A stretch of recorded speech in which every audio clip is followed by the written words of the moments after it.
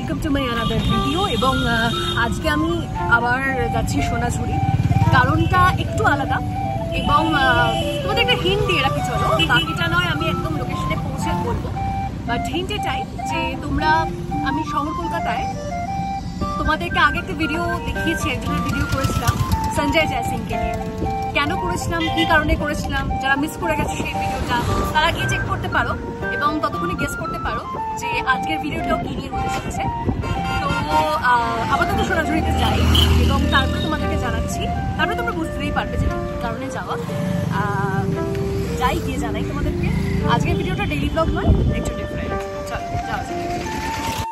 আর যে কথা আস্তে আস্তে আমি বলছিলাম যে আজ আবার একবার এমন একটা টপিক, যে টপিকটায় তোমরা আগেও যখন এই টপিকের ওপর আমি কাজ করেছি তখন তোমরা ভালোবাসা দিয়েছো, ভালো লেগেছে তোমাদের এবং আজকেও আমি চলে এসেছি। তাই শান্তিনিকেতনেও এরকম একজন, বোলপুর শান্তিনিকেতন এই এরিয়াতেও এমন একজন রয়েছে যে এই উদ্ভিদদের জন্য ভাবছে, যে গাছেদের জন্য ভাবছে, সেরকম একজন রয়েছে। তার সঙ্গে এখন কথা বলবো। সোমনাথ আমাদের সঙ্গে রয়েছে এবং সোমনাথের থেকে আমি পুরোটা জানবো যে কেন এই ধরনের প্রজেক্টটাকে বেছে নেওয়া, কেন এটার জন্য কাজ করা, কেন উদ্ভিদের জন্য কাজ করার জন্য এতটা এগিয়ে আসা। কারণ এরকম মানুষজনের কাছে, অনেক মানুষজনের কাছে পৌঁছে যাচ্ছি যারা তুলনামূলকভাবে অনেকটা ইয়াং এবং তাদের কনসেপ্ট বা আইডিয়াটা এমন, সেটা সত্যি মানে আই ক্যাচিং বলা যেতে পারে। আমার মনে হয় ইউথকেও এটা, মানে যারা রয়েছে তাদের সবাইকে মোটিভেট করছে, আমার মনে হয় মোটিভেট করার মতোই কাজ করছে।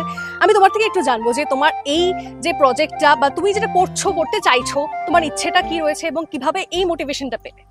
প্রথমেই তোমাকে অনেক থ্যাংক ইউ। হ্যাঁ, যে তোমার এই ভিডিও আমি অনেকদিন ধরে দেখি এবং এখানে আসতে পারবো বা এই ভিডিওতে আমি থাকতে পারবো, এটা আনএক্সপেক্টেড ছিল। থাকারই দরকার। হ্যাঁ, তো এখন বিষয় হচ্ছে যে তোমার যে লাইনটা, যে চ্যালেঞ্জিং কতটা ইউথ বলে, তো এটা আমার কাছে সব থেকে বড় বিষয়, যে চ্যালেঞ্জ প্রত্যেকের লাইফে আছে। তো এই বিষয়টা যেহেতু আমরা এখন ইয়াং, একটা ক্যারিয়ারেরও পার্ট চিন্তা ভাবনা থাকে, তো একটা চ্যালেঞ্জ তো অবশ্যই রয়েছে। কিন্তু সব থেকে বড় কথা হচ্ছে যে এই চ্যালেঞ্জটা যখন আমি নিয়েছি না, এর মধ্যে আলাদা একটা আনন্দ আছে। মানে এটা একটা নেশার মতন, হ্যাঁ, যে আমাকে গাছ বাঁচাতেই হবে। এর জার্নি শুরু হয়েছিল 2021-এ, হ্যাঁ, গাছেদের অনাথ আশ্রম, গাছ দত্তক নিয়ে এর মানে এই যে রাস্তাটা, পথ চলাটা শুরু, গাছ দত্তক, গাছেদের অনাথ আশ্রম। এবং এটা হিউজ আমরা সারা পাই, হ্যাঁ, সারা বাংলার মানুষের কাছে পৌঁছে গেছে। আজও গাছেদের অনাথ আশ্রম নামে আমরা পরিচিত।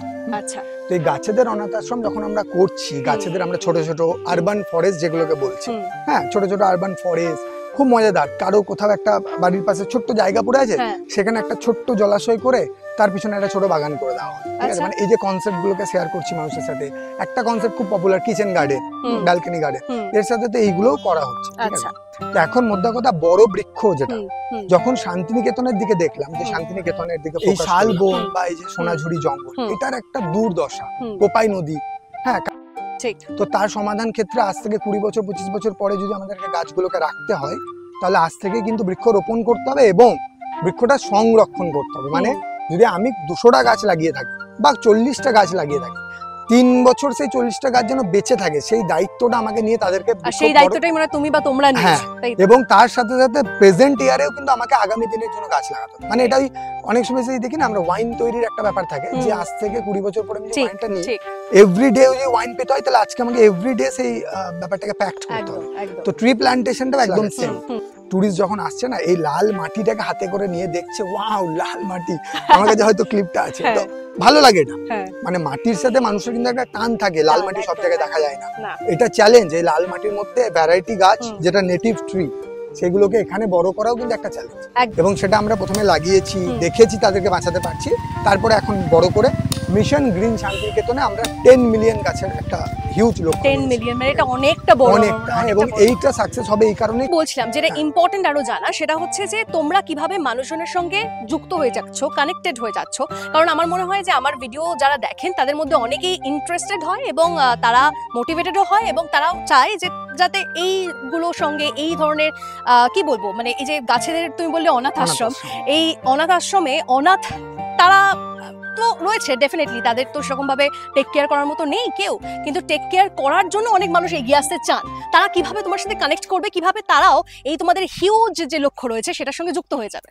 গাছেদের অনাথ আশ্রম নামটা শুনে আমাকে এরকম প্রশ্ন অনেকজন করেছেন, যে গাছেদের অনাথ আশ্রম নামটা কেন, গাছ অনাথ কেন?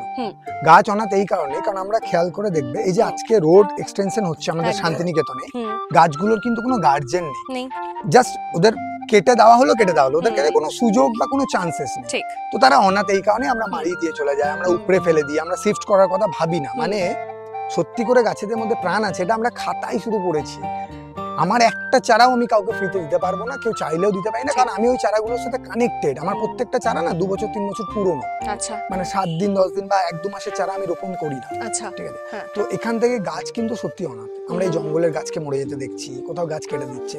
আমরা হয়তো যারা খুব গাছ ভালোবাসি একটু সহমর্মিতা প্রকাশ করি যে এস গাছটা কেটে দিই, কিন্তু আমরা মানুষকে কেটে দিলে কি হয়, মানে একটা মানুষকে যখন কেউ মেরে ফেলে বা কিছু, তখন তার জন্য একটা লিগেল হয়ে যায়, খবর হয়ে যায়, তার জন্য লজ রয়েছে। গাছের প্রতি আইন রয়েছে গাছের জন্য, হ্যাঁ, ওয়াইল্ড লাইফ অ্যাক্ট রয়েছে, কিন্তু সেটা আমল হয় না, কত জায়গা আছে। তো এই জন্য কোথাও একটা মনে হয় না তারা, মানে এটা একটা ফিলিংস যে তারা অনাথ। এই গাছেদের অনাথ আশ্রমে আমাদের যে কনসেপ্ট, মানুষ গাছ দত্তক নিতে পারে। আচ্ছা, জন্মদিন, বার্থডে, যে কোনো মেমোরেবল ডে কে সেলিব্রেট করার জন্য গাছ দত্তক নেওয়া হচ্ছে। আচ্ছা, ঠিক আছে। সেই গাছটা দত্তক না হলে কি হবে, সেই গাছটার একটা রেকর্ড থাকলো যে আমি অমুক জায়গায় গাছটা লাগিয়েছি। আচ্ছা, হ্যাঁ, যেমন অগ্নিদা যিনি আছেন, হ্যাঁ, ওনার একটা গাছ আছে যিনি বলে না, সেই গাছটা আমাদের পেজও ভিডিও আছে, সেটা আপডেট। তো ওটা গাছটা কত বড় হয়ে গেছে, অনেকদিন আগে উনি অ্যাডাপ্ট করেছিলেন আমাদের যখন পথ চলা শুরু। তো গাছটা কিন্তু এখনো বড় হচ্ছে জঙ্গলে, হ্যাঁ আছে, আমি মাঝে মধ্যে, এখন আর যাওয়া যায় না। সেটা কি এই জঙ্গলে না, এখান থেকে 20 কিলোমিটার দূরে। আচ্ছা, কিন্তু সেখানে আর অ্যাক্সেস হচ্ছে না, কারণ সেখানে আমরা তো জঙ্গলটাকে কোনো ভিজিট এরিয়া করিনি, তার মধ্যে কিন্তু এখন আরো গাছ বেরিয়ে গেছে। ঠিক আছে, এবং সেখানে অলরেডি স্নেকও পাওয়া যাচ্ছে, কিন্তু তাও আমরা গেছিলাম, আমরা বড় গাছের আপডেট আনার জন্য গেছি, নেম ট্যাগ গুলোকে ঠিক করেছি। তো এটা হচ্ছে tree adoption. Tree adoption basically গাছের ইনফরমেশন থাকবে, গাছ দত্তক নিচ্ছে আমাদের কাছ থেকে, এবং তার জন্য তার যে দেখাশোনা হবে সবকিছু আমাদের অর্গানাইজেশন করবে। বেশ, ঠিক আছে। সেটার জন্য তোমাদের কি ইনস্টাগ্রামে আমাদের ওয়েবসাইট আছে, ওয়েবসাইটে গিয়ে গাছ অ্যাডাপ্ট করতে পারে পছন্দ মতো। ওয়েবসাইটের নামটা একটু বলে দাও। বৃক্ষফাউন্ডেশন.com, ওকে, এবার বা adaptarbriksho.com, যে কোনো একটা, ওকে, adaptarbriksho.org, যে কোনো একটা। এবার যেটা মিশন গ্রিন শান্তিনিকেতন, এখানে আমরা মানুষকে সুযোগ করে দিচ্ছি কি, যে আমাদের কথা আপনি শেয়ার করুন, আপনি আমাদেরকে জাস্ট একটু লাইক করুন, ঠিক আছে, এটা পৌঁছে দিন, আমাদের সাথে জুড়ুন। আমরা তার মধ্যে কিন্তু আপনার নামে গাছ লাগাবো। কি করে, কারণ আমাদের এটা হিউজ একটা এম। সেখানে আমরা কি করছি, যে যারা কমেন্ট করছে, শেয়ার করছে, ম্যাচ যাদের হচ্ছে, আমরা কিন্তু তাদের নামে অলরেডি গাছ লাগাতে শুরু করে দিয়েছি। এখানে গাছ রয়েছে, এর সাইডে রোডের ওপরে রয়েছে, ঠিক আছে। তো আমাদের যে টিম রয়েছে এটা বাড়ছে, তো কারণ লোকাল যে ছেলেরা আমাদেরকে দেখছে তারা কানেক্ট হচ্ছে। আমরা এটা চেষ্টা করছি উইকএন্ড, মানে শনি রবি এই প্ল্যান্টেশনটা করতে। উইকডেজ এর মধ্যে যেমন আজকে সাডেন প্ল্যান করা হলো, আমরা ট্রি প্ল্যান্টেশন করব, এরকম কিন্তু মাঝে মাঝে প্রোগ্রাম রয়েছে। এবং আমরা কিন্তু এটা শুধু বর্ষা করছি না, আমাদের সারা বছর ধরে চলছে। দারুণ একটা চ্যালেঞ্জ নিয়েছে এবং দারুণ একটা লক্ষ্য রয়েছে আমি বলবো, এবং সেই লক্ষ্যের সঙ্গে, সেই চ্যালেঞ্জের সঙ্গে, ওদের কাজের সঙ্গে আজ আমি একটু যুক্ত হয়েছি। এবং যে জন্য আজকে এইমাত্র বললো যে মানে উইকেন্ডে হয় এই কাজগুলো, উইকেন্ডে বৃক্ষরোপণ করা হয়, কিন্তু আজকে সেটা হবে, কারণ আজকে আমি আমার মিকির জন্য, মিকির নামে একটা গাছ, আমরা রাধাচূড়া গাছ, সেটা আমরা সেই বৃক্ষরোপণ করতে চলেছি, এবং সেই ভিডিওটাও একটু পরে তোমাদেরকে দেখাচ্ছি, লাস্ট অবধি থাকতে হবে তার জন্য।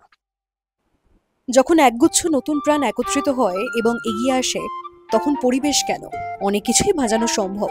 না হলে তোমরাই ভেবে দেখো না, চারপাশে এতটা গ্লোবাল ওয়ার্মিং, এত কিছু হচ্ছে, নগরোন্নয়ন হচ্ছে, তার মধ্যে কিভাবে বাঁচছে আমাদের প্রকৃতি? এই মানুষগুলোর জন্য, যারা দিনের পর দিন বৃক্ষরোপণ করছে এবং মেসেজ দিচ্ছে এই প্রকৃতিকে বাঁচানোর, যারা আমাদের বাঁচিয়ে রেখেছে।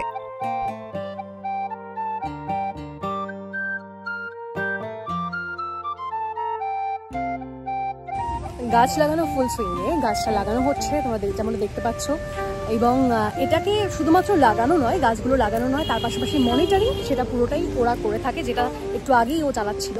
এখানে পেছনেই যে রাধাচূড়া গাছটা দেখতে পাচ্ছ, যেটা এতক্ষণ ধরে আমরা লাগালাম, সেটাকে আরও ঠিকঠাক করে লাগিয়ে দিচ্ছে, এবং এটাকে সব সময় মতো মনিটরিং করা হবে। আপাতত সেই কাজ চলছে। এই কাজ চলতে থাকুক, সোমনাথদের টিম গাছেদের অনাথ আশ্রমকে আরও বড় করে তুলুক।